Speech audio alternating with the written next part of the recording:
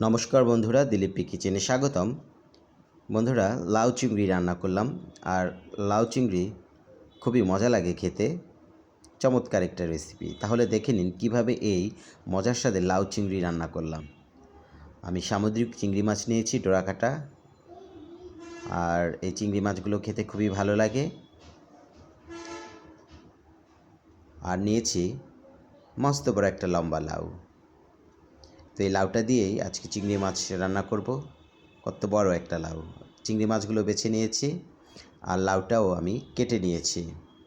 এখন আমি চুলাতে একটা কড়াই বসিয়েছি, তাতে আমি তেল দিয়ে দিলাম, সয়াবিন তেল। তেলটা গরম হচ্ছে আর আমি এর মধ্যে দিয়ে দিলাম আস্ত জিরা, পেঁয়াজ কুচি,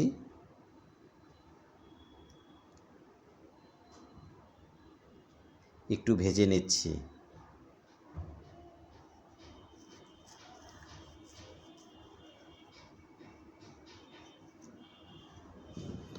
বন্ধুরা, একটু সময় নিয়ে ভাজতে হবে। চুলার জাল খুব জোরে দেওয়া যাবে না, তাহলে পেঁয়াজ পুড়ে যাবে।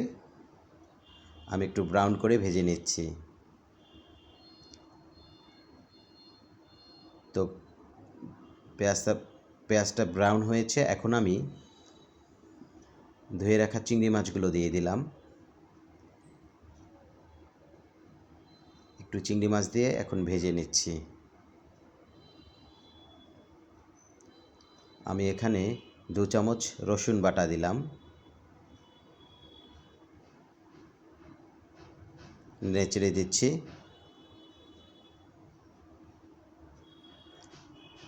আর বন্ধুরা, এখন আমি হলুদ দিয়ে দিচ্ছি। এখানে 1 চামচ হলুদ দিলাম।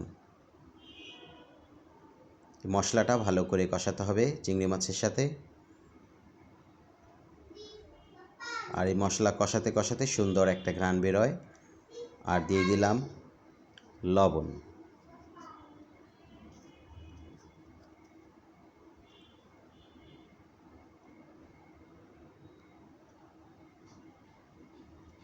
অল্প একটু জল দিয়ে দিলাম আর নেড়ে দিচ্ছি। এ পর্যায়ে আমি কাঁচামরিচগুলো দিয়ে দিলাম। কাঁচামরিচগুলো ফালি ফালি করে নিয়েছি।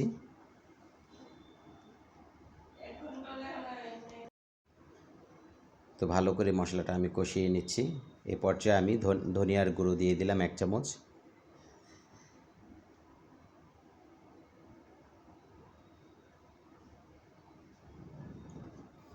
বন্ধুরা, যারা আমার চ্যানেলে নতুন তারা আমার চ্যানেলটাকে সাবস্ক্রাইব করবেন, বেল আইকন দিবেন যাতে পরবর্তী ভিডিও পেতে পারেন।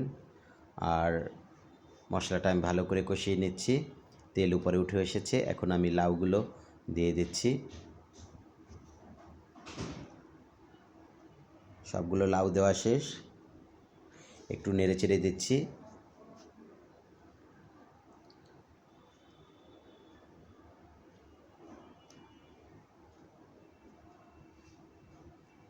অল্প একটু জল দিয়ে দিচ্ছি। এখন আমি ঢাকনা দিয়ে ঢেকে দিব, অর্থাৎ লাউটাকে আমি ভালো করে কষিয়ে নিচ্ছি।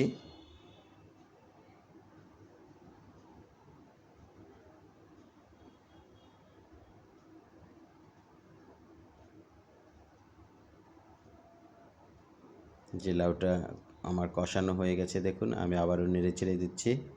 আর বন্ধুরা, যারা আমার চ্যানেলকে সাবস্ক্রাইব করেছেন আপনাদেরকে অনেক ধন্যবাদ। আর যারা আমাকে সব সময় ভিডিও দেখে এবং লাইক কমেন্টস করে সাহায্য করছেন, আপনাদের প্রতি আমার আন্তরিক কৃতজ্ঞতা রইল। আপনারা ভালো এবং সুস্থ থাকুন। তো এই পর্যায়ে আমি জল দিয়ে দিলাম, অল্প একটু জল।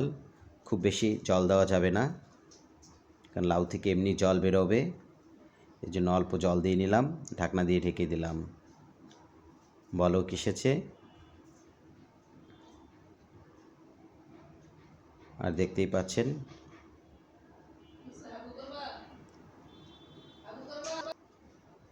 তো বন্ধুরা, আমি এখন ধনেপাতা দিয়ে দেব লাউয়ের মধ্যে।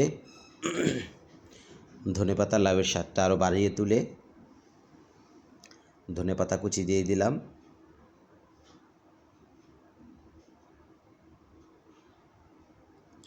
এখন আমি কিছুটা সময়ের জন্য ঢেকে দিব। খুব বেশি একটা এখন আর কুক করতে হবে না, রান্না হয়ে গেছে আমার। তো কিছুটা সময়ের জন্য আমি ঢেকে দিলাম।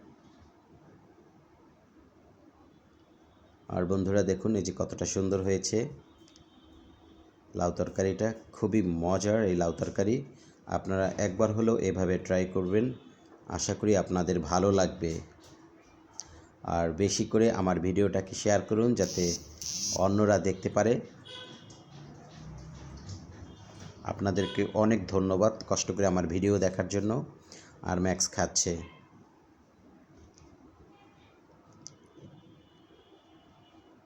বন্ধুরা আপনারা ভালো এবং সুস্থ থাকুন। আপনাদেরকে অনেক ধন্যবাদ।